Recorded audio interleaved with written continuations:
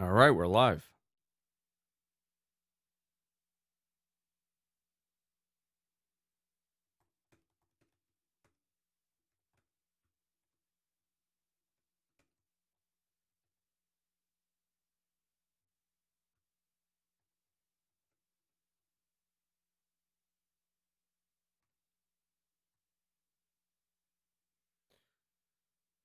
Thir-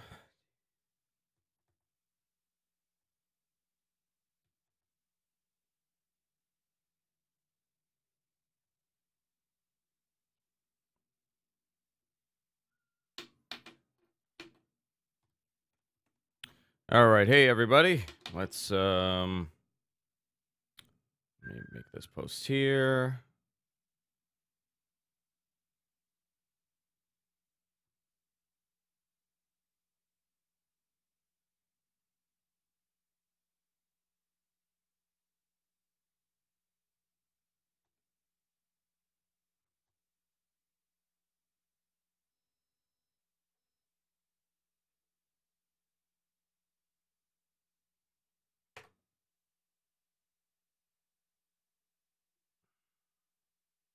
Hey Frosty. Hey Eric. Hey, we're live. All right. I'm playing around with some stuff here.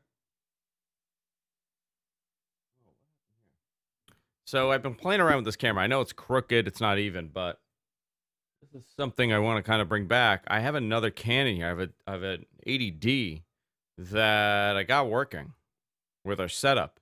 So I'm going to try to hook up the 80D for a secondary shot, and I'm going to set the Sony for the couch. Because the colors, and the color's so different on that shot, where it doesn't matter if it's not 100% matched up. So I'm going to do that.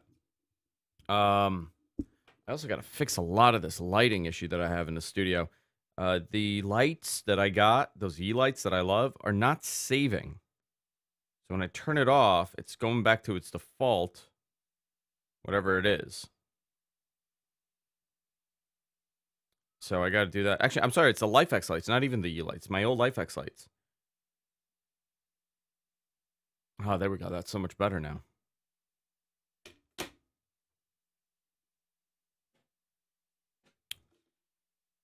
So let me do.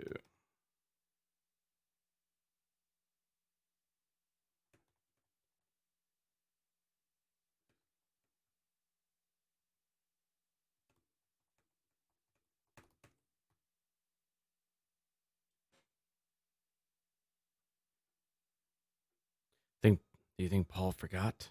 No. We still have some time. So, yeah, I'm doing a lot of changes here. Here, let me show you guys the Sony.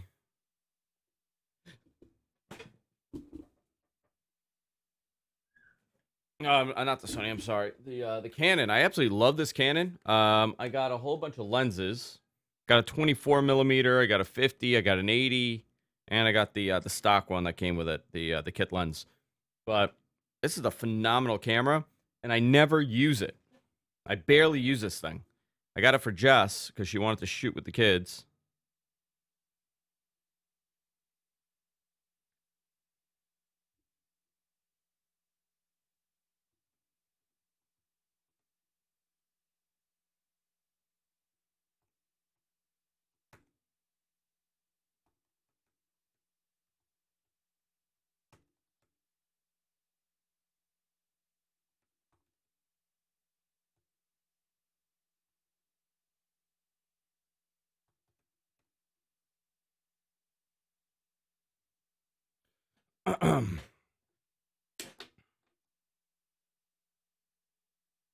Oh, this crashed.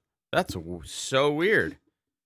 Everything just froze on me. The counter's not working. Yeah, so this is the Sony. This is the Canon. The thing is, if you put it on manual focus, you'll get clean HDMI out of this thing. I don't know if you guys knew that, because I know that this thing doesn't do clean HDMI. You always have something on the screen. So what I've been doing, I've been putting it on manual focus and just putting it there. Eric, you like my my old school mic? I went back to this.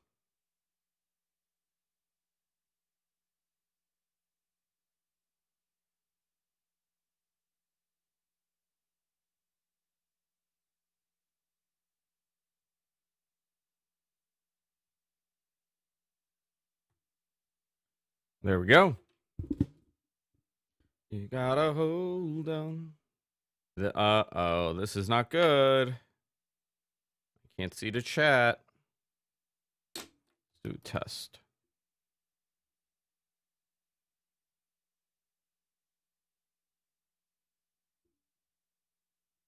Yeah, I like this Canon, but it's a little bit, I mean, it's so heavy, this thing, compared to my Sony.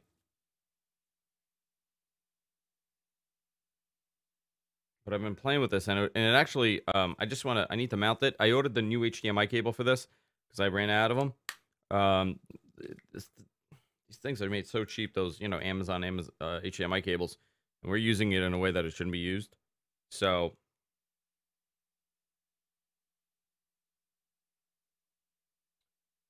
now I gotta put this here.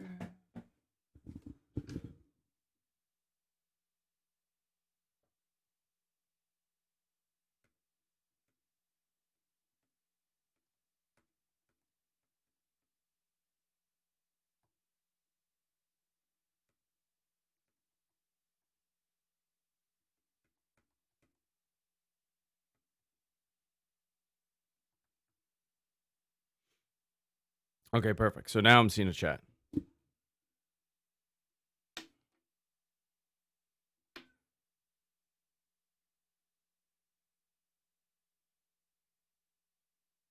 My the YouTube video does not look great either for me. I've seen artifacting happening, and I have not seen that happen in a very long time. Just awaiting for the first ever picture of a black hole. Should be soon. When is this getting released?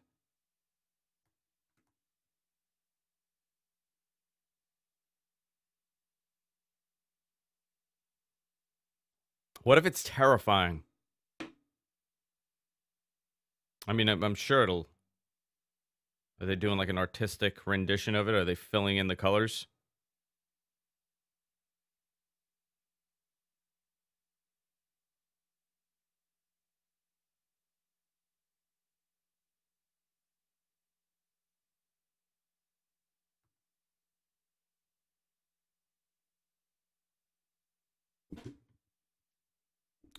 Yo, Trip and Bill. Good afternoon. Don't know about this, but I'm wrestled out. Awesome. Hey, welcome. If you guys are new, hit subscribe here. Yeah, I do.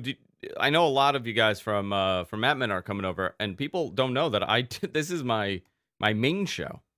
This is my this is what I started off doing, and Admin kind of spun off from just me sitting in the studio wanting to do more stuff.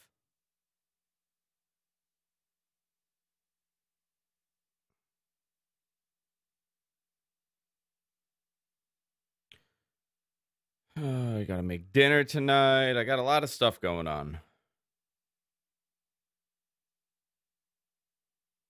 Life of a stay-at-home, work-from-home dad, I guess, right?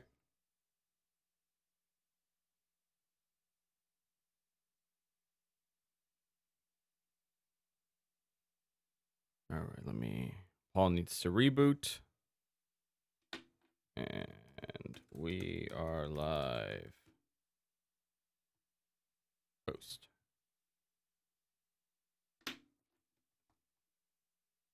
Andrew, which Canon camera is that? So what you're watching me on is a Canon HF G40. I love these cameras because they look good. They're sharp. The sensors are really big on this. And on top of that, the color balance and everything, it's very easy to do. Oh, hi, Paul. Hey. How are you?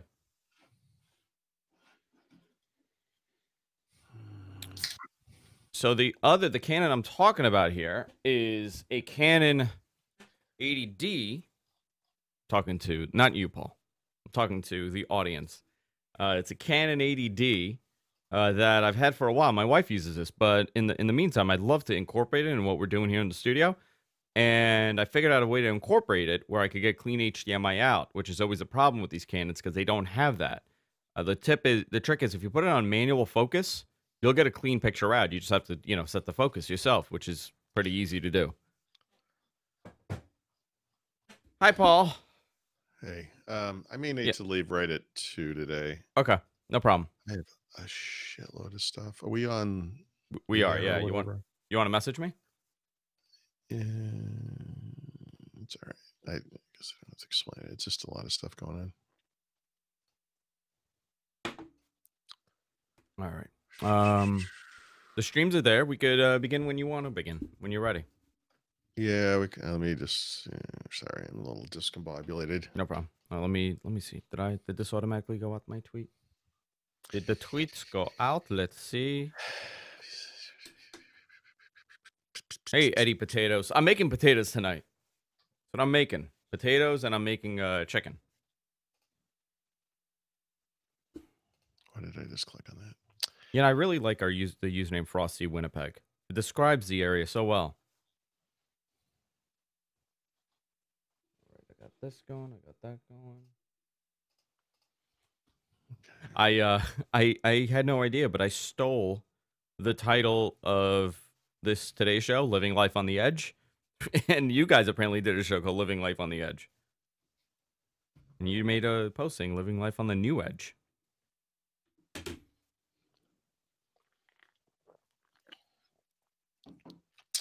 Really? Yes.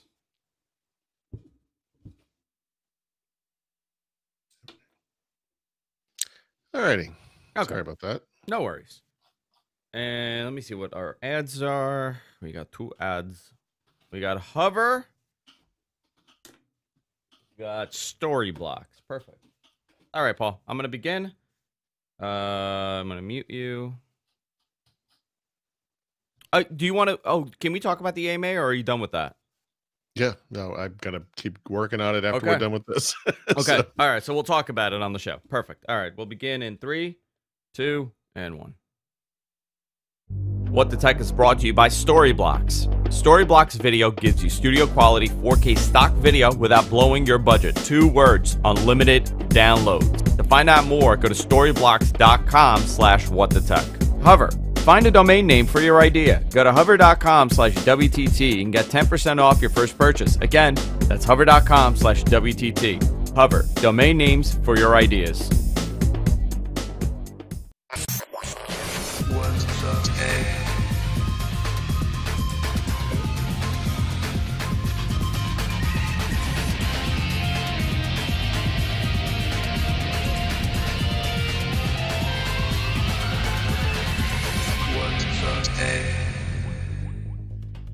Hey everybody, welcome to What the Tech. I'm Andrew Zarian. Of course, I'm joined by my partner in crime, Paul Thurrott. How you doing, Paul? How's everything? You got a busy day today, don't you? Yes, I said to my wife, today sucks. And she said, what's different about today? And I was just like, shut up. It's been hectic. I mean, the way I structure my day, since I know this is fascinating, is I do what I call deep work, which Cal Norworth ripped off for his best-selling book. And I try not to be distracted in the morning, get at least 2-3 hours of writing done, before the rest of the day unfolds. And then, podcasts happen and Skype happens and things happen and, you get interrupted more. And that's fine. As long as I can get that done, I kind of feel good about myself and about the day. And today it was just a shit show from the moment I got up. Actually, I didn't Listen, I got it. last night. I got it. I had the week from hell last week because WrestleMania was in New York. And I know a lot of people are very interested in WrestleMania that are watching. Actually, it's really funny. The chat room right now, I know that you're not watching it because you get distracted, but the chat room right now is talking about wrestling. So there is a tremendous crossover between technology and wrestling. I can't begin to tell you how many tech journalists I saw at the Barclays Center and all the wrestling shows that I went to. It's actually really funny to see the crossover here because I think it's a pop culture thing. If you're in your mid-30s and you grew up with this, you cover, pop culture, you're kind of connected to this. So it was actually pretty cool to see. I had to go to 4 events actually I was supposed to go to 8, but I couldn't do it, but I had to cover almost everything that was happening.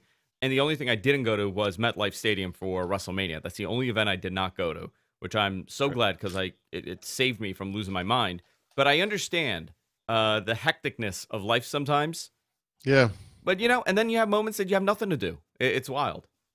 I mean, it's like we're looking out at I guess this is 3 months of travel, and it is really complicated. I'm going to be in New York tomorrow. I will not see you. I won't see anybody. It is the most complex end-to-end trip, all day event, and then in and out kind of thing. But we've got. I'm forgetting things. I shouldn't even look at my calendar. It's going to upset me to look at this. But going to go to Miami sometime soon. Why am I telling you this? I'm Baltimore, listening. I mean, Boston, China, right? Vancouver, Seattle for build, back to Boston, Miami, at the Netherlands for a work thing, Washington, D.C. for a work thing. jeez.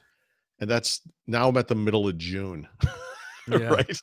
Oh my God. You're Um, not even right. the amount of That's travel. that's through the middle of June, Yeah. and I the China thing is complex. Actually, the China thing and the Netherlands things are both work, and it's one of those things where the people who need to get going on this, at the other companies are not moving quickly, and it's like, guys, we gotta, if this is gonna happen, it's gotta happen now because the ticket prices are going up, and blah blah blah, whatever. Anyway, so this is all like exploded in my face this morning, and like I said, I like to very regimented, I and understand. Yeah. it's just not working that way for Yeah. me. So I get derailed if something happens. My entire day shuts down, and it's absolutely terrible because I can't get anything done beyond that. But yeah. we are here. We are talking Mhm. about technology, and I do want to talk a lot about what's going on Microsoft side because May build, Yep. May release. I want to talk about, and of course, I want to talk about Edge.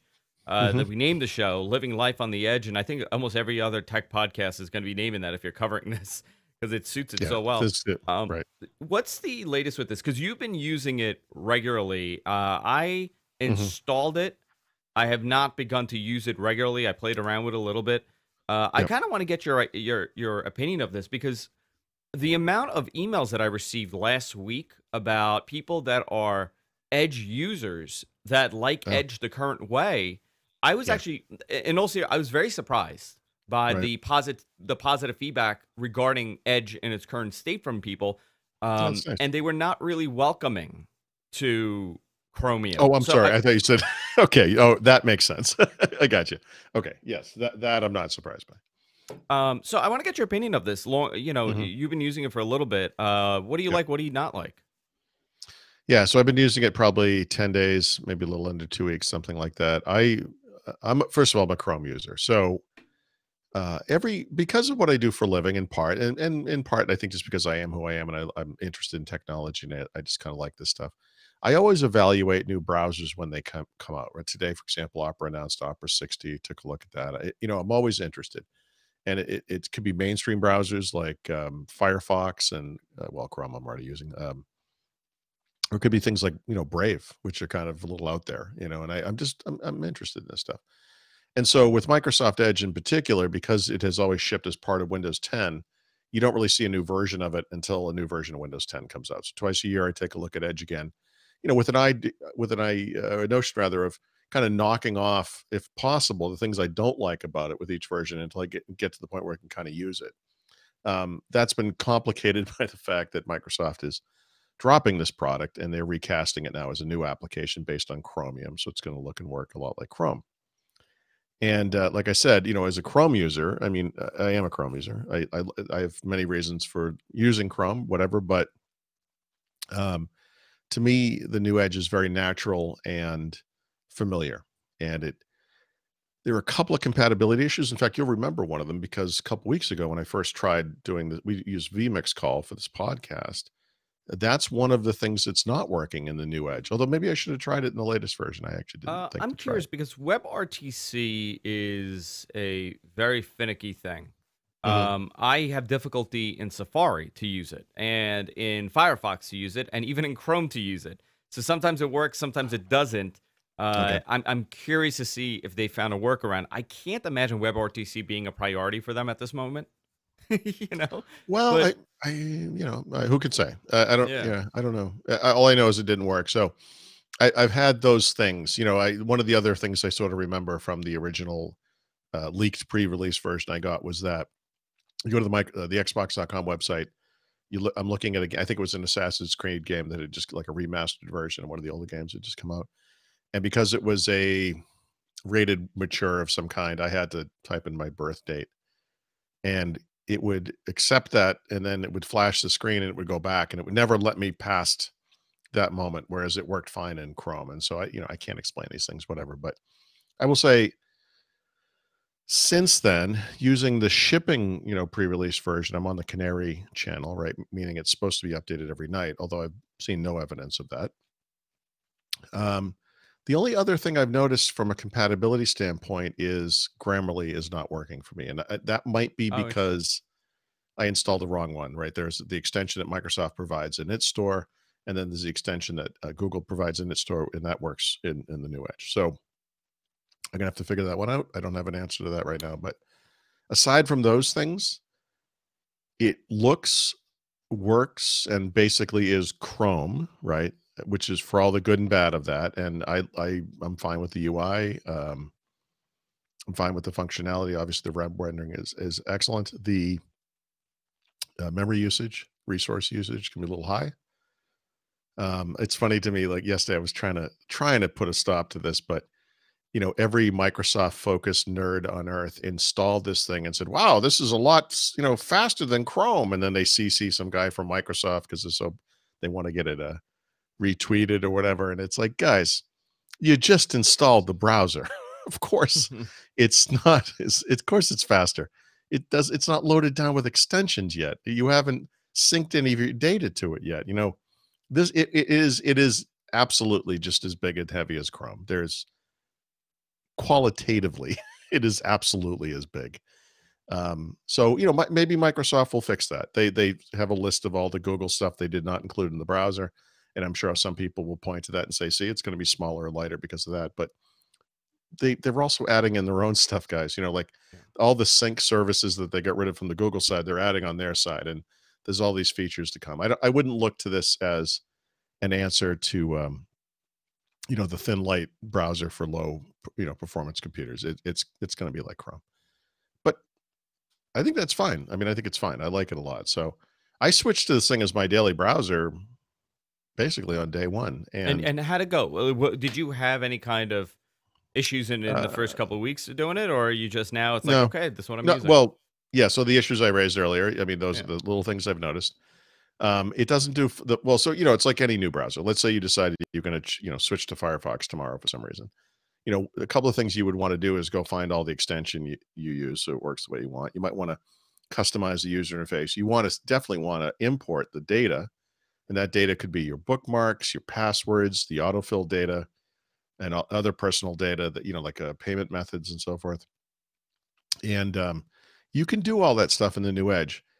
The sync engine is not fully up and running, and so right now it only syncs new Edge to new Edge, meaning PC to PC, only in this browser, and only for favorites, which are Microsoft's bookmarks, right? So you have to, like, if you install it on two different computers, like I have, or actually install it on more than two, but you can sign into your Microsoft account and you can set up sync, but it's not going to sync passwords, right? So if you're already using Chrome, you just go into the browser, you just import the passwords from Chrome, and then they're in there and it's fine.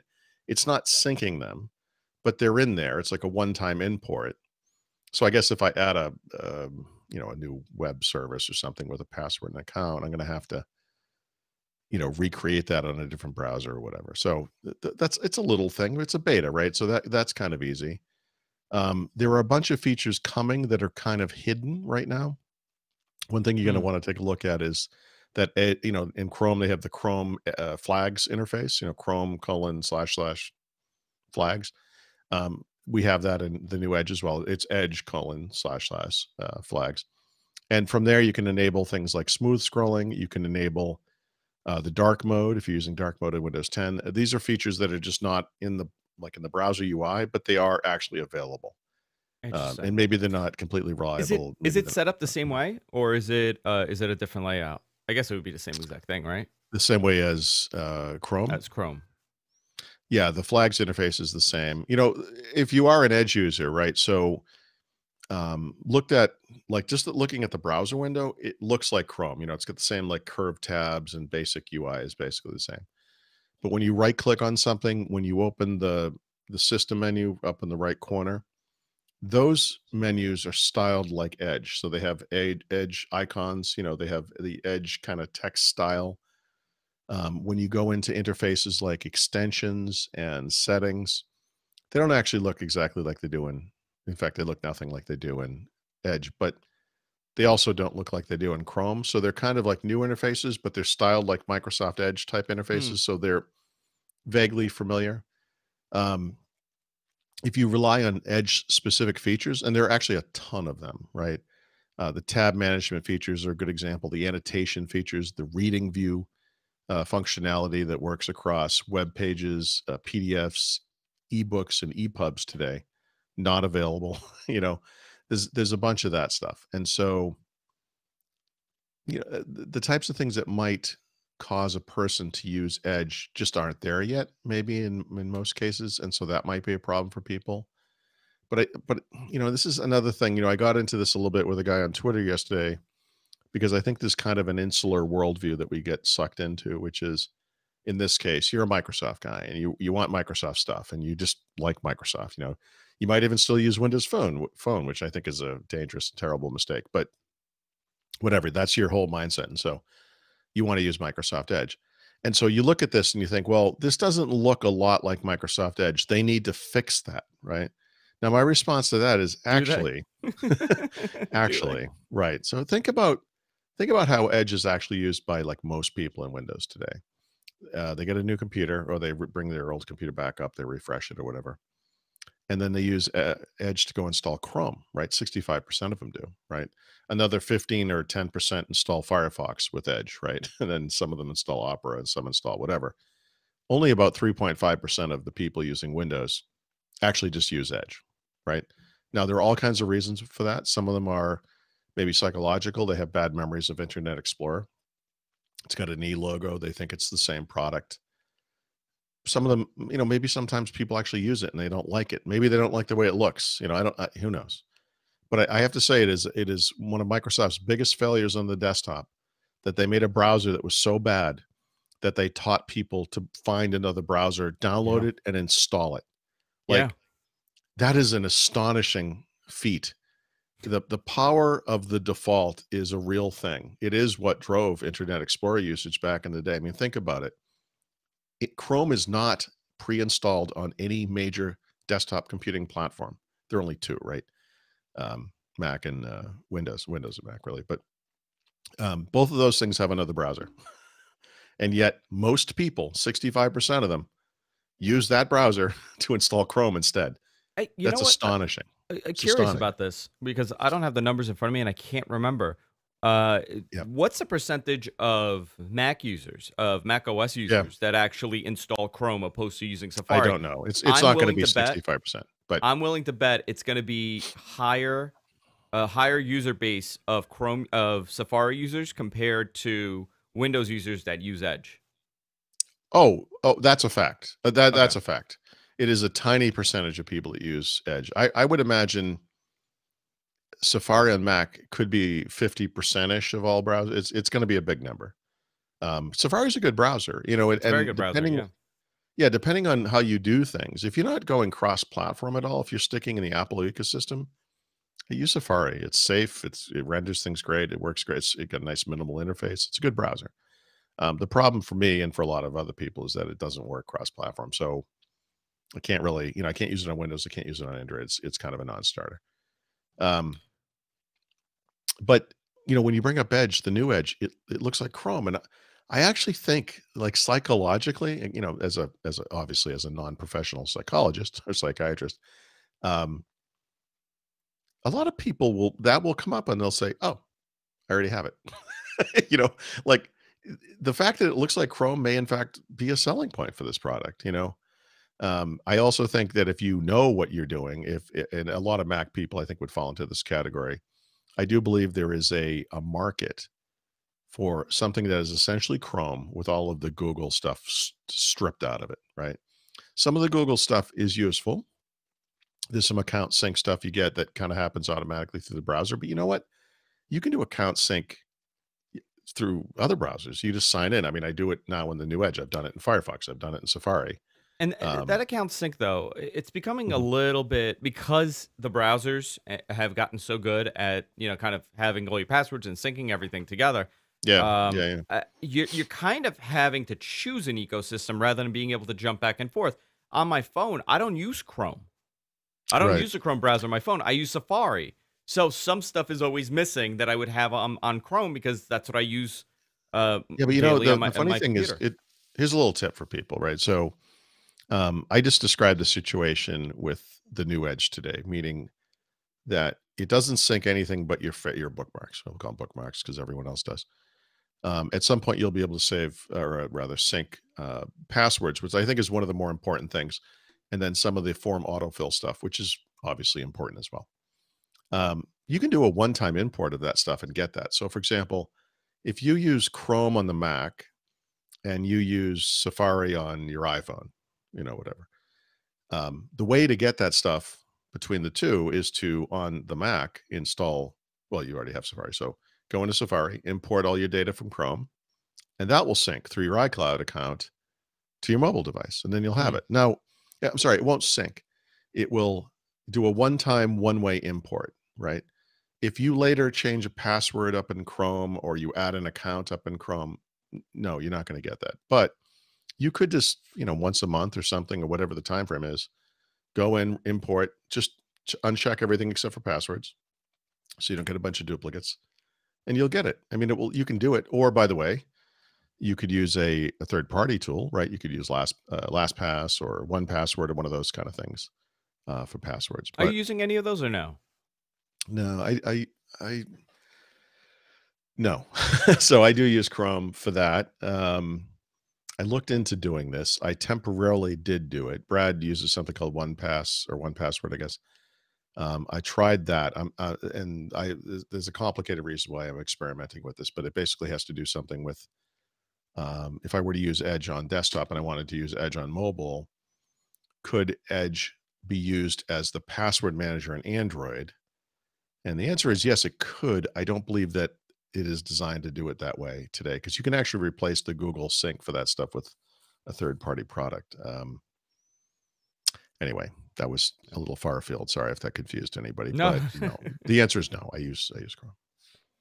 I'm curious to see how this does, and overall with real world usage over time, because that really is the good test here, right? Real world Yeah. usage where Yep. millions of people are potentially using this thing and seeing how it kind of works for them. Opera, on the other hand, also put out a new update today or Yeah. yesterday, Yeah. And right. and they're Opera, Chromium. they're Chrome. That's right. And their whole thing over the past few releases has been something Microsoft used to talk about back in, I don't know, probably Windows 8 timeframe. It was the, get out of the way and let the content do the talking kind of thing. Like their whole deal is the browser interface is very minimalistic, which, actually I like. And I think a lot of people like. Um, and they, of course, have a mobile client. You can sync back and forth. You can use a third party password manager if you want to do that. I mean, it's got all that stuff. I don't know. I think part of the appeal of Edge, the new Edge for me, is that as a Windows user, and for me in particular, as like a Windows reviewer or a person who does what I do, I'm on different computers all the time. Having to do less to bring a computer up is actually kind of a nice bonus. And so I can sign into Windows 10 with my Microsoft account, and that browser's signed in and ready to go. Everything's synced, or will be. It's not today, but eventually that stuff's all going to just work. And there's actually a huge benefit to that. Not that installing Chrome and going through the 2FA thing to get my Google account going and then waiting for all the web apps or I guess they're extensions or whatever that I have installed to kind of populate the thing. And then I have to go sign into all of them, whatever. There's a little process you go through, but eliminating a step like that is actually kind of a big deal, you Yeah, know, big time. if you can just use something that's built in and especially, again, especially when you're potentially moving from machine to machine on a weekly basis or whatever it is. I know that's not common, but I kind of, if this thing could work, I would use it. I always said that about Edge. I mean, that was the point of it. Once or twice a year, new version of Edge would come out, and I would evaluate it. And back on V1, I made a big list. This is everything that's wrong with it. This is what prevents me from using it. And it's not well. In the beginning, there were some big issues. You're like, no, I can't. This end of story. I can't use it. Over time, it became a list of minor cuts, but they kind of added up to a. Yeah, I just don't. It's not working Well, for I me. mean, you brought up something interesting, and we could talk about it a little bit. Mhm. Is how bloated Edge has gotten, and I'm sorry, Chrome has gotten, not Edge. Yeah, yeah, Chrome has yeah. gotten. And I'm, I listen. It's going to be no matter what application, what if you install Opera right now to test it out, it's going to be blazing fast because you don't have all the stuff in there. Right. On a clean, clean install of Opera or a clean install of Chromium Edge, you're not going to have a lot of the bloat that you would with a browser that you've been using regularly. But even without all the stuff that you have there, it is a bloated operating system at this point. That's right. Yeah. Yeah.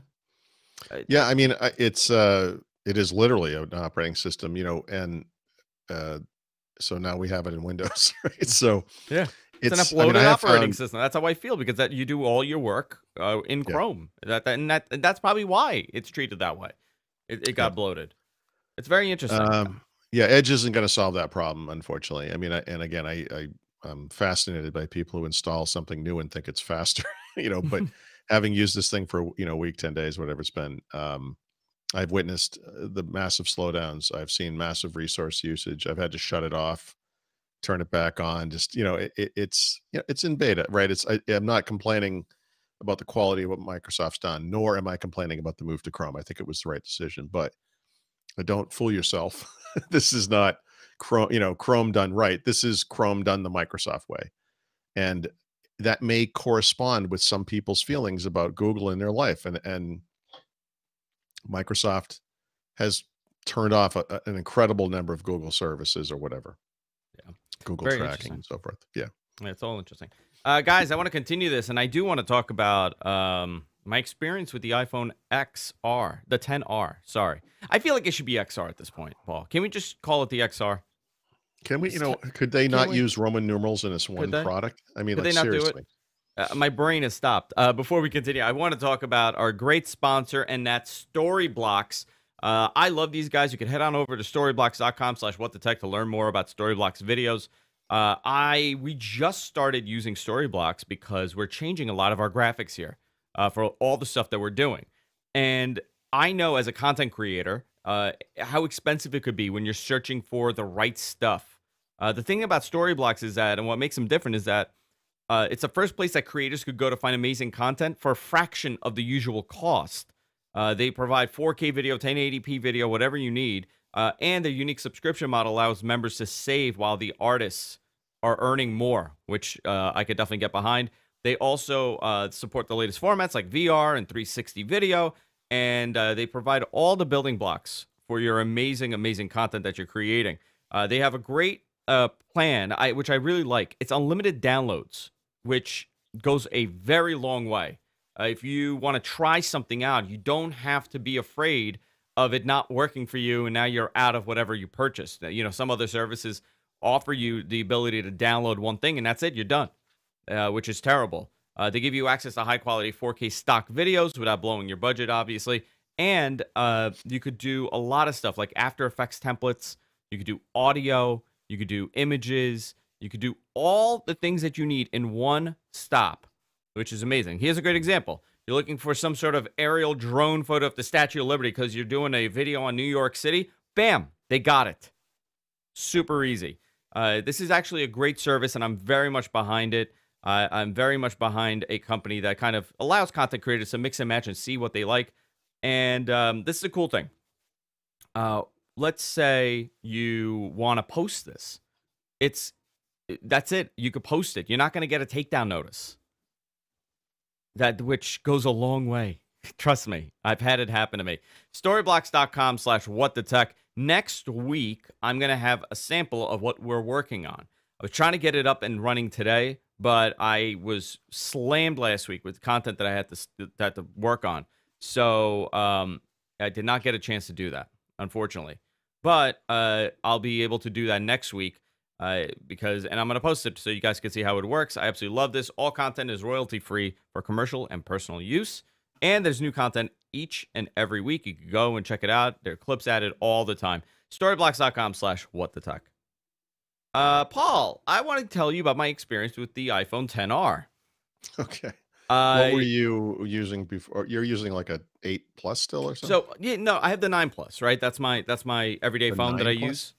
The There's no the, the such thing, Samsung, Andrew. Samsung, Oh, I'm sorry. yeah, So Samsung. no, but you had an Yeah, Apple. I thought you I, had I an do. I iPhone as have a well. 7 Plus. I have a 7 A 7 Plus. Plus, okay. So for weeks now, I've been kind of talking about how this is good enough. Okay, this Yep, phone is yep. good enough. It's above good enough. It works. It does everything. You can still Mhm. take great photos. Um, I so my friend Josh Colm came over and he was staying here for the week and he gave me his phone to use. He's like, "Oh, use this phone because you had another one." He's like, "Take the photos and stuff with this because it's great." I'm like, "It's a 10R. I kind of want the 10S. You know that would be the one to use." I have to tell you, Paul, the picture quality on this thing is remarkable, Hmm, very good. The phone mhm. is super fast.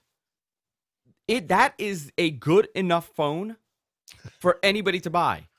Yeah. I'm almost curious if Apple made too good of a phone at that price point, and now they're suffering sales of the higher end phones. Because this phone would be the one I would get. I would not get the 10s if I was walking into an Apple Yeah, store. I would want the one with the colors, and I would want the right. one that's way cheaper. Now I'm not going based on the fact that I really like to take photos and I want the higher camera, but there's no other reason to really Yeah. This is not the one I purchase this. bought, by the way. I mean, that's what I have. You have it. I, Okay. I mean, so a couple of pros and cons here, right? So, on the iPhone 10s and 10s Max, one of the things they do that I kinda don't like is you don't want the base version, right? You wanna go one step up, and on those models, you go from 64 gigs to 256 gigs of storage, and I think it's $150 more, if I'm not mistaken, for that jump. I don't remember, but Yeah. it's, Something. you're getting something really expensive. On the, iPhone 10R, you can go from 64 to 128, where it's like, "Great, that's exactly what I want," and it's cheaper. It's cheaper to do that. So, the phone's cheaper, the upgrade's cheaper. That's good. The materials to me are all very high quality. No one would ever hold an iPhone 10R and think this was a cheap piece of plastic or crap, whatever. It's Mhm. beautiful. Um, the unfortunate reality of the LCD screen technology is that you have to have a backlight, and the backlight intrudes on the edges of the screen and in the form of a gigantic bezel. And so if you were to look at this thing next to a 10s, you would see that the 10s absolutely has a bezel all the way around it, contrary to the all display claims that Apple makes. But the one on the 10R is worse. Like it's definitely noticeable. Um, I had bought one back in the fall. I got like the red version, Mhm. and because of that, I do like that it comes in colors, but the black bezel stood out more, you know? Oh, because So when it's I red on bought the other one to side. keep, yeah, I bought a black one, and now you kinda don't see it as much, and, that to me, that was kind of a big deal. But this is gonna sound stupid. The photography, like, you know how much I care about photography. I agree with you, the camera is very good. I mean, it's not Google Pixel good, it's not Huawei good, but, it's very good. And I think day to day, you're right, it's probably just about as good as the iPhone 10s. Um, that's not the issue. The issue is, and I can't explain this, but Apple makes wonderful cases for the 10s and the 10s Max. They make one case for the 10R. It's see-through plastic. It's hard plastic. It's incredibly hard to get off of the device. So much so that when I did finally pry it off, I was scared to death I was going to bend it. Like, it was so forcibly on. It was really frustrating to me. What I really want is like that Apple leather case, right? And they don't sell it. And so I bought a third party case that looks like the Apple case somewhat. And so you can kind of see it here. Look, Yeah, yeah. it's, kind of looks Well, like they the don't want Apple they case. don't want you to block the beautiful No, but they colored sell them backing. for the other one. Like, why wouldn't you Yeah. sell this? But I think the facial Face ID login stuff is great. The performance, like you said, is great. The quality of the screen is great. I mean, I suppose if you were sitting next to an iPhone 10s and you kind of compared them side by side, I'm sure you could see the difference. I'm sure. I, I think it looks beautiful. It's a beautiful screen. I mean, we've constantly spoken about how y- the price point of these phones have gotten so bloated, Yeah. and it's actually. I know we have their apologists that say, well, R&D costs have to be incorporated. Oh, stop. Stop. Here's how we look at this. The starting price of this phone is $449. Right. Right, $500. Let's say $500. No, it's no. Oh It's no. not. Oh, that's a No. trade-in. I'm sorry. I'm sorry. No, it's not. What's the starting? It's 750. 750. Okay, $750. The Yep. starting price point of the 10s is 1,000. $1,000. That's a big jump. That's right. So, like, what are you getting? What are you getting for $250? Right. You are getting a slightly better camera because it has the what's the difference? The dual lens in the back, and I think that's good for portrait mode and possibly a few other things. I use portrait mode on this thing. I know. I agree. And I used it indoors. Okay, I used it Right. indoors. I know there are flaws with portrait No, mode. it's not. computational. I think great. it works great. I know. I agree with you 100%. That's not a reason to do it. The screen, honestly, for most people, I don't think it's going to be a problem. But there are obviously, and then the build materials. It's like aluminum versus stainless steel. Please, I couldn't care less about that. So I made the same choice. So let me see. If you trade in your device, I don't want to trade. Let me tell you what I did. I can tell you exactly what the cost of mine was, because, like you said, it's let me just look it up. Remember I had bought a refurbished iPhone 7 over the holidays last year, right? And I don't remember I'll have to find it. Let me see if I can find it. But at over the post holidays, Apple kept having all these sales, and one of the kind of sales they had was this extra trade-in value on phones. And I thought to myself, man, I might be able to get, a new iPhone and trade in my refurbished one I just got and not lose a lot of money. And actually that did work out for me. So let's see, I can't find the exact thing, but if you, let's see if I apologize. I didn't put it in the review, but I want to say, let's say I got, it was somewhere between 250 and 300. And so you're basically paying, how does that work out? 300 off of that is 450, and in my case, I had some Apple credit because I traded in like an iPad Pro previous gen and some other stuff. And so like I ended up walking away, like not paying anything for it, That's great. between the Yeah. So most people are going to walk into this with something to trade in. And Apple right now, that the reason you see that 449 thing is they're basically offering double the value that they used to offer. If you look at this, for example, right? I'm looking at the lineup. So if you trade in an iPhone 6, or let's say a 6 Plus, because a lot of people have the 6 Plus, the 6 Plus S, it's going to come out to $20.99 a month. Or for the 10s, it's going to be $31.99 a month. Right. They want these old phones. They want you to never even think about them at this point. They want you to go over to the new stuff. But if you trade in a new phone and you're paying only $20 a month for this phone, it's not a bad get. So I found the numbers on my. Okay, what was it? Anyone cares? I bought a refurbished 128 gig iPhone 7 from Amazon.com for $320. And Apple gave me $250 on trade-in. I had $600 in Apple gift certificates because I traded in a MacBook Air to buy the new MacBook Air and an iPad Pro. So those together were $600. $600 plus $250 is $850, which is exactly what an iPhone 10R with 120 gigs of storage costs. After shipping and taxes, it's actually $800. I know. I use the difference to buy a case. You use the difference to buy a case. I know this is old news, but I mean it's really daunting when you look at. I just built an iPhone 10s, for example, that I would buy, and it's going to cost $53 a month. Yeah. Or I could pay $1,250. Yeah. Yeah, I don't remember the exact. What's the price when you go to 256? Is it 150? 256 is the 256 is $1,249 for the 10s. But 10S how much Max. is it?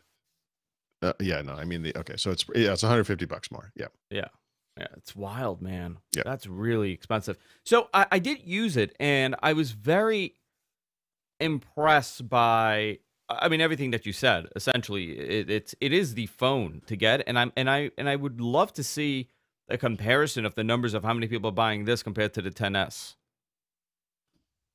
Which I don't know if they're out there. We don't know. we're never going to go those figures, but we do know that the iPhone 10R has been the best-selling iPhone. So Yeah. Why not? Why wouldn't it be?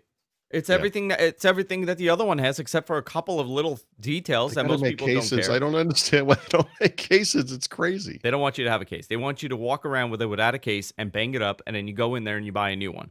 That's how they're gonna get you. I mean, That's a well, conspiracy. this is the problem with all iPhones, and it's true of the iPhone 10s as well. They're so beautiful, and they feel so nice in your hand. You don't want to put it in a case, but these things they're completely made of glass. And this wonderful case I bought comes right off, just like an Apple case. But it's kind of reflecty there, but it's beautiful. It's you're not really getting it here, but it's just it's beautiful. It feels nice. Yeah. Now you got to go back in your case because I don't want to hurt you. That's hysterical. What's your Android phone that you're using right now? It's the Pixel, The Huawei the Mate Huawei. 20 Pro. Yeah. Any updates on that? I'm curious to know if your opinion has Yeah. changed on it because I know you really like it. Siri said, "That's what I thought."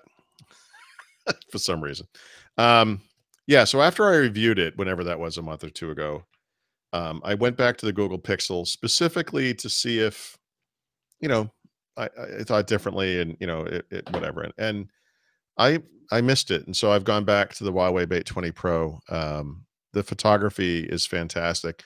The one thing I didn't like about it was the custom skin that Huawei puts on their phones. I just don't like it, but you can replace it. So I've used the Action launcher for a while. I just switched to the Microsoft launcher because they came up with a new version. I just wanted to kind of see what that was all about. But I'm probably going to stick with it. It's great, and that's one of those neat things about Android. You can customize it to your heart's content. So, but this is another one. Like I have this is the phone. I have a case on it, as you can see. This case arrived the day that this thing fell off my counter and shattered on my kitchen floor. So the back of it's Jeez. cracked. Because like the new iPhones, it's made completely of glass, you know, and glass and tile do not. And where would you take that to get fixed? You know? Exactly. Yeah, China. I don't know. Yeah. It's tough in the United States because obviously they don't have an official presence here. They basically only sell their phones through, I think it's Walmart and Amazon. They obviously don't have the wireless carrier stuff here. So yeah, that's a problem. And that's a huge advantage for Apple, obviously. Did we just talk about this? I felt like maybe Yeah. was that last week? Yeah, that was last week. Yeah. I'm interested in that. I do want to talk about the May release. People have been Mhm. asking and they want to get your opinion on this. Before we continue, I want to thank another one of our great sponsors, longtime sponsor, and that's hover.com, where you can buy your domain names. I have 200 something domain names, which is insane. I've been buying domain names for years, and I actually occasionally sell them. Not that I look to sell them, but people contact me and they ask to buy it. So I've offloaded a lot of this. But if you have a business, you're starting a business, you want to kind of protect assets that you have. Buying a domain name it should be a simple process. You shouldn't have to go in there thinking you're buying a domain name. By the time you check out, it's $140 and you just got a whole bunch of stuff that you didn't even know existed. Hover doesn't do that. They do not upsell you at checkout. They want it to be a simple and honest process when you're going through to purchase your domain name. I'll give you an example. A friend of mine just started a business and they were using a Gmail address. And I was joking about this on one of my other shows, but this really happened. They started a wine and painting business, which is funny. You drink wine and you paint, and they rent out space, and so bars and restaurants want to do this, like bring people. So it's like a cover charge. You do it, and then they bring her in. And she had a Gmail address, and she had I can't even remember, but it's one of those like at-home builder website things. And her website was absolutely terrible, but it didn't even matter because people couldn't find her URL because it was this convoluted URL. She went to Hover, purchased a domain name, and she also purchased the email. So now she has an email address, a professional email address coming from her. She has a professional domain name, and she's loving it. It was a super easy process for her. And I always tell people, if you are starting a business, make sure you get a good domain name and make sure you send your emails from your domain. You don't do a Gmail business email address. I absolutely don't like that. Maybe you do, but I don't. You go to hover.com/WTT. You get 10% off your first purchase. That's hover.com/WTT. 10% off your first purchase. I want to thank Hover for supporting the show. Paul, it's Yes. time. It's time Yeah, to talk about Windows. Windows 10 finally. May release is coming out in soon, in May, right? Unless you are Yep. a, Yep. unless some people have it, obviously. But give us your input on this. What do you think? Changes, updates for someone that doesn't know anything. Yep. Um, this has been a big personal battle for me because for all the good stuff that is Windows 10, there are a couple of major issues. You know, you can talk about like the inbox advertising, the crapware that's bundled with Windows 10, but the number one issue by far has been this Windows as a service nonsense, right? Where Microsoft has just exploded the number of updates that you get at any given time. So back in the day, you get like Windows 7. You would get, I guess we would have, eventually it turned into a system of monthly Patch Tuesday updates. And every once in a while, actually in Windows 7's case, you only got one, but every once in a while, every 18 months, 3 years, whatever it was, you could get a service pack. And that was like a cumulative update. And that was kind of nice to have because it gave you one update to get all up to date to that date. And then you had to install the updates that had come since. So for Windows 10, the Patch Tuesday thing continues. They do that. They added twice yearly feature updates, which are actually major Windows upgrades. So instead of getting a new version of Windows every 3 years, you get one every 6 months. That's a crazy thing to force on users, but that's what they're doing. And then they just started arbitrarily releasing updates all the time. And so those cumulative updates that used to come out once a month sometimes come out 2, 3, 4 times a month. And most of what I just described requires a reboot, sometimes a lengthy reboot. And so these things are very disruptive. And so over the past 3, 4 years with Windows 10, what we've seen is people get up in the morning, they go to their computer and it's sitting there at the login screen. It's because it installed an update overnight and they lost work. You know, Hmm. people updated to a new version of Windows, even though they never wanted that. They didn't have any way to say no to that in many Do they cases. even know they're updating to a new version of Windows? Yeah, it's just stupid.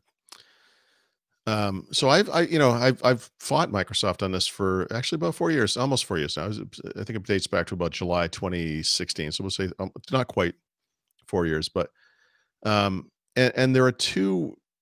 Um, I guess it impacts all of their customers. So there are kind of two major issues here. One is that businesses have proven in the past that they are not updating to new versions of Windows every 3 years like Microsoft used to do. They're on a much slower time scale, 6 years, 8 years. They look at Windows as this thing correctly that is supported for 10 years. You don't fix something that's not broken. You just stick with it. You know, it works the way people expect. You don't screw around with it. And so they went from, they're asking these businesses now, and this has evolved over time, but in the beginning, they were asking them to upgrade every 18 months. No one was ever going to do that. And of course, the time frame is kind of stretched out and whatever. But the bigger problem for me, because I care about people, not businesses, and I cover personal technology, not enterprise technology, is that Windows 10 home users had no way to counter these updates. If you had Windows 10 Pro or Home, you could defer or delay updates for certain time frames, right? And so you could delay a feature update for a year. You could go into settings. I don't want this thing. I don't ever want to be shown this. But if you, as a Windows 10 home user, just being pragmatic, saying, I want to make sure my computer is up to date, you actually go check for updates. You could get a major version upgrade right then because you looked. And that's not what you were looking for. You just wanted security updates, but you didn't have any way to specify this. There was no way to delay those updates without doing workarounds, which would endanger your system. So this new update, which is a feature update, right? So a major Windows upgrade, which they're calling the May 2019 update or Windows 10 version 1903, is changing all that, right? And so for the first time, Windows Home users will be able to defer updates of all kinds for up to 35 days. Now, it's not perfect. The problem is you can only really delay up to 7 days, but you can do it 5 times in a row. So you as the user have to think, go into this interface and delay the updates again. So you can do that. A better system would be to let them delay updates for some period of time, whatever it's 35 days, let's say, if that's the figure for some reason. And I as in my position, would recommend that everybody on earth delay every update for 35 days because there are always problems, not every month, but every few months there's a problem. This is not an uncommon thing. There are always problems with these updates. Sure. The feature updates that I talked about that are version upgrades, the last two feature updates that Microsoft released were disasters. One of them had to be pulled at the last second before it was released. The second one was released and was so bad they had to pull it, and then they took 6 weeks to fix it. You don't want to be on the front lines of that as a normal user. No. So it's not 100% what I was asking for, but it is basically what I was asking for, which is that all Windows 10 users be treated equally. Any human being should be able to delay an update and not get it. And then feature updates are now segregated in Windows Update so that if you check for updates, you're not going to automatically get a feature update. It will show you that it's there, but you have to go and choose to install it. And so this is a major victory for common sense. It's a major victory for Microsoft's customers. It's the right thing. It's what they should have done, like I said, 4 years ago. They've been the stupidest. Well, no, Windows 8 was the stupidest, but this has been one of the stupidest time periods in Windows and most anti-customer behaviors that I've ever seen out of Microsoft. And that's saying something because of the antitrust stuff in Windows 8. But it was horrible what they were doing to people with these updates. So they finally woke up. By the way, yeah. Sorry, just real quick. I'm No, sorry. I just wanted. I've not written this yet. I guess I will reveal my thoughts here for the first time on this. A lot of people have asked me why. Why is Microsoft doing this? One of the things that happened last year is that Terry Myerson left the company. He was the guy that ran Windows before, and it's become obvious in the time since he's left that maybe many of the things that happened were kind of his decision, and maybe now with he's gone, they were kind of making the right decision or whatever. Is this why they're making this change now? And I got to tell you, I don't think it is. I think the problem is that Windows 7 is now in its last year of support. And on January, I think it's 14th or 20th or whatever, 2020, Windows 7 will exit support. You won't get updates anymore. It will literally be unsafe to use this operating system. And that on both the side of individuals and businesses, that the vast majority of computers out there still running Windows 7 are doing so because there's nothing broken and everything's fine. And those people do not want Windows 10 because they've heard what a nightmare it is with all these updates. And so I think what they're trying to do is well, enterprise is going those guys. For enterprise, it has to be a little alarming that there's so many updates so often. Yeah, no, they do have more control in the enterprise. If you're in Windows 10 Enterprise, you do have additional controls. You can actually stick on any given version of Windows 10 for some lengthy period of time. It's not 10 years, but I think it might be 3 years, something like that. So you can choose not to do that. You still have to install security updates on some schedule. You can defer those, but eventually you still have to install those. But yeah, I think this has been a giant treadmill for businesses, and the companies that have held out so far and are looking at this deadline and are thinking like, I don't, they don't want to be on that treadmill. How do we stop this? And I think this concession was made in part, maybe primarily, to kind of erase the upgrade, the one upgrade blocker for a lot of its customers. I think this is why. I think Windows 7 is why this happened. Interesting. It's funny. Last week I ran into a viewer or a listener of the show, and it was funny. I'm sitting at press, and he tapped me on my shoulder. He goes, "Hey, can you do me a favor?" I'm like, I thought he wanted me to move my seat. He goes, "Can you ask Paul why the what's the deal?" Yeah, what's the deal with Paul? Why the Surface laptop even comes with Windows Home? Oh. So, and I asked, I said, well, what do you mean? And he goes, well, I went to the Microsoft store and I went to buy it, and they had no Windows Pro versions of it in stock. Yeah. And I just couldn't understand why they would even put Windows Home on this device. So I can't ask this guy this question because he's not here, but I would ask him a question in response, which is why? What is it? What is in Windows Pro that you need? And I honestly, in most cases, there's not really an answer to that anymore, because if you look at I don't remember when this changed. It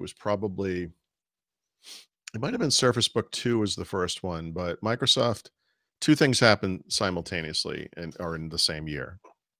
Um, Microsoft recast Windows 10 Home as a system that would make sense for most individuals, right? And Windows 10 Pro only includes a very small handful of features that are kind of esoteric in nature. Hyper-V, the ability to create BitLocker encrypted disks, Active Directory support, that kind of stuff that most people just don't need, right? And the cost is significantly more. That's arbitrary. Microsoft sets the cost, whatever. But most home users actually don't need Windows 10 Pro. So not that like the Surface team is getting charged more But for Surface 10 Pro, but they're trying. I think what they're trying to do is do the same thing that they're requiring their PC maker partners to do. So if you go to buy a Surface Pro or a Surface laptop or a Surface Book, if I'm not mistaken, Surface Book 2, as an individual, like you would at the Microsoft store, or if you buy it online, or if you buy it from Best Buy, yeah, it's going to come with Windows 10 Home. If you want to buy that machine with Windows 10 Pro, you have to buy it through Microsoft's business store. yeah, It's well, going to cost. I'll tell you this: the It's Surface going to Book cost more. 2 does not come with Home. Oh, it doesn't. Okay, It doesn't, and he ended that up might buying be a because Surface Book 2. it's well, but it is a personal workstation. It Yeah. does have a dedicated graphics chip. I mean, there might be reasons for that. The people who buy those things are developers who might need Hyper-V or power users of whatever kind. You know what though? You brought up an interesting thing. You said, "Why does he need the Pro version?" I'm Yeah, willing to bet he doesn't really need the Pro version. He right. just is thinking back on how Windows was, Yeah. Oh no, where it took me a while to get you past needed this. to, Yep, yeah. And I don't think I people always have did gotten that. past it. I don't think people have, and I think that's a There big w- marketing problem for Microsoft.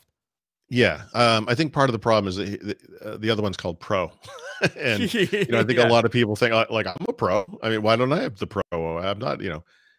Maybe they could call it Home and Business, like they did briefly for one version, I think.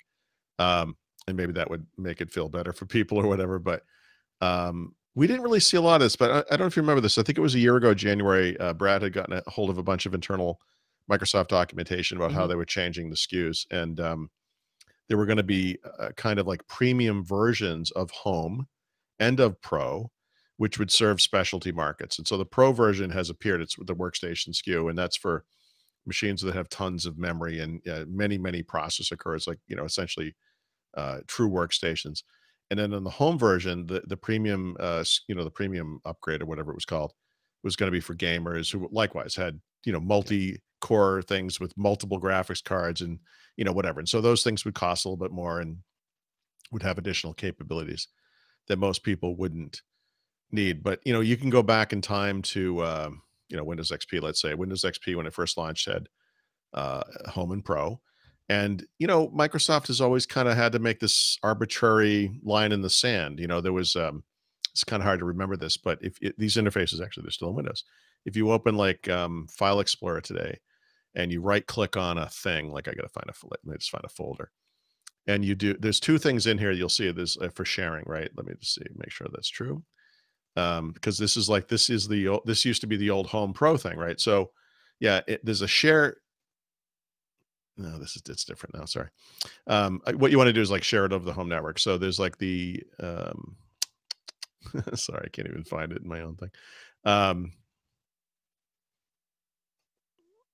well, anyway, there's two interfaces for sharing, and so back in the day, sharing over home network, or over any network. So home users got this simple wizard, and then pro users got this more complex thing, which was actually way better. And like I always actually preferred that, and still use it today. So if I want to like actually I do this on my laptop computers. Like I'll navigate to my, sorry, I'm doing this off the top of my head. I'll navigate to my desktop and I'll right click on it and I'll go to properties. And then there's a sharing tab, right? Actually, there it is. I'm sorry. So there's two interfaces here. One just says share. And this is this is home. This is home share. But then there's advanced sharing, and that was pro share. And in advanced sharing, you can actually, uh, you know, specify permissions, like who exactly has access to the share, and like it's kind of Mm, it's kind of business oriented, right? yeah. I still use that interface. I still kind of prefer it, but that's like a vestigial leftover to one of the arbitrary ways that Microsoft used to divide Home from Pro. Things like BitLocker is a good example. Like Home Pro and all other versions of Windows all support BitLocker encrypted disks, but only Pro or higher can actually make the disk, right? kind of arbitrary. I mean, why wouldn't a home user want to encrypt a disk, protect themselves? I don't know. And so eventually over time, they built in like simple disk encryption that was on by default for home machines. And, they just kind of dicked around with it over the years. So I think the answer is probably most people just don't need it. And the typical Surface laptop buyer is not going to use Hyper-V, Yeah. frankly, and maybe a few of the other things that are in there. Yeah, I think it's just people thinking they need it. At the end of the day, that's what it comes down People to. like the upsell. We just talked about Yeah. this. We were just talking about the iPhone 10R, right? What was the first thing I said? I talked about that the upgrade. You don't buy the base one, you buy the next one. You feel like you're getting something, right? Now, in this case, you're literally getting something, but I think that's a very common thing. You sell a product for some cheap price to get people into the store, whether it's a car, a computer, whatever it is. And when they get there, there's an affordable upgrade that's more than they intended to spend, but it's not Yeah. extravagant, and that's the one they buy. Listen, And Paul, I I think know that's the upsell in Pro. I know you may be buying a new car. Make sure you get the undercoating. The undercoating, yeah, Let's exactly. upsell let's The upsell dealer you with installed undercoat. Yeah. Yeah, exactly. That's a good example. What is going on outside? Wow. Do you hear What's that? wrong? Mm-mm. I'm hearing obscene amount of honking happening. No. Well, as Like, long as it's not sirens. I don't know what this is. Jeez. It could be I have no idea what this is. It's very loud. Anyway, let's wrap it up for today. Hey, Paul, you're doing an AMA before we forget. Yeah. On Reddit right now. Where can people go to ask you questions? I asked you a question. I don't know if you answered it. I was just told I'm doing a poor job. And as I explained to the person I work with, I told you I have a podcast today. So I'm going to jump in there after the show. But there's an AMA subreddit on Reddit. If you don't know where that is, I can't help you. But I have a link to it on my website. So if you go to throwout.com, you'll see a link I'll to tell it. you guys where it is right now. If you're watching Yeah. this live, go ask Paul a question. It's actually Reddit. don't, because I already have like 600 questions to get to. Okay, if you want to see Paul answering questions and Yes, don't please. ask him any more questions, go to reddit.com/r/IAMA. That's where you could go, Sorry. and maybe you could ask Brad a question. Maybe you want to talk to Ask Brad. Make sure you Apple. specify Brad. Yeah, Brad. ask Actually, Brad. there are 227 comments. I guess that's not questions. There are Oh, look, my name is 720. on there. You said you put my name on there. You're in That's my Andrew. You're part of Oh. my official bio. I am. I Mhm. like that. I like that. It makes me feel a lot better working with you. I normally deal with a lot of S heads. Sure. I was going to curse. I was told I'm not allowed to curse anymore on the show by my Hmm. boss. Apparently, I have a boss now. You always have a boss. My ad agency. Not very happy with some of the language I use sometimes. When I get passionate about something. They're Right. still honking, by the way. Yeah. The honking is still happening, so I don't know what this is. It may Maybe be they're the end honking of the for that world. embarrassing little red microphone you're using now for some reason. Hey, why don't you like this? This was my original microphone. I brought it back. It's my 10-year anniversary of GFK. Was that like Kitty's first microphone or something? Baby's first mic Mm-hmm. by Mattel. Go to our website, gfknetwork.com. Subscribe to us. We're everywhere podcasts are available. Paul has to leave today, but normally we do a bonus show at the end of the show. You go to patreon.com/whatthetech. Now people are yelling. I'm hearing this. Patreon.com/whatthetech. You go there and fund us as little as $1 per episode, or you could fund us more. And this keeps the lights on in the studio. We could, keep this show going. It's viewer supported, obviously, on top of the ads that we do. But I absolutely love the Patreon stuff, and we'd make the bonus content available there. Anything else, Paul? No, I guess that's it. Go to Thorot.com. You can follow Paul at Thorot, and we'll see you next time. Take care. Wow, what is that? I'm gonna have to go outside and see what's going on here. Yep. All right, That's I apologize for today. All right, Sorry, no I've been worries. behind the No eight worries. ball all day. Yeah, no worries. I will see you later. Take care. Yep. Bye. Hang on, guys. I'll be back.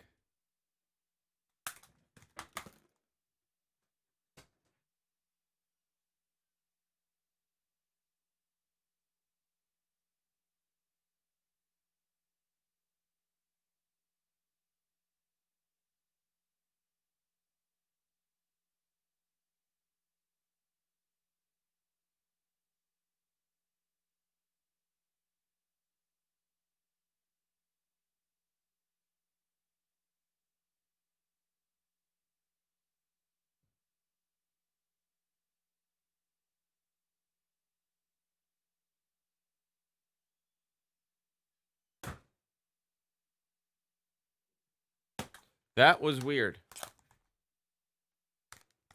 That is a bizarre sound, and I cannot find out where it's coming from. All right.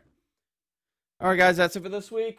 Let me see. I'm not going to do a bonus show because I had something else in mind, so I'll save that, but we'll see you all next time. See ya.